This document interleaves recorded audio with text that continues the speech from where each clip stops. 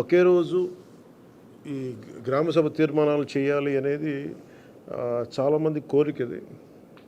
పంచాయతీరాజ్ వ్యవస్థలో గ్రామ పంచాయతీల నుండి జిల్లా పరిషత్ వరకు పటిష్టంగా ఉన్నప్పుడే నిజంగా మనం అనుకున్న అభివృద్ధి సాధించగలుగుతాం. అందుకని దాంట్లో భాగంగానే ఆగస్టు 23 తారీఖున రాష్ట్ర వ్యాప్తంగా 13,326 గ్రామ పంచాయతీల్లో ఇప్పుడు ఇంతకుముందు ఎన్నడూ లేని విధంగా ఒకే రోజున గ్రామ సభలు నిర్వహిస్తూ ఉన్నాం. ఈ గ్రామ సభల్లో ఉపాధి హామీ పథకంలో ప్రతి కూలీ కుటుంబం సంవత్సరంలో 100 రోజులు పనిచేసే విధంగా అవగాహన కల్పించాలి. కూలీలకి ఉన్న హక్కులను తెలియచేయాలి.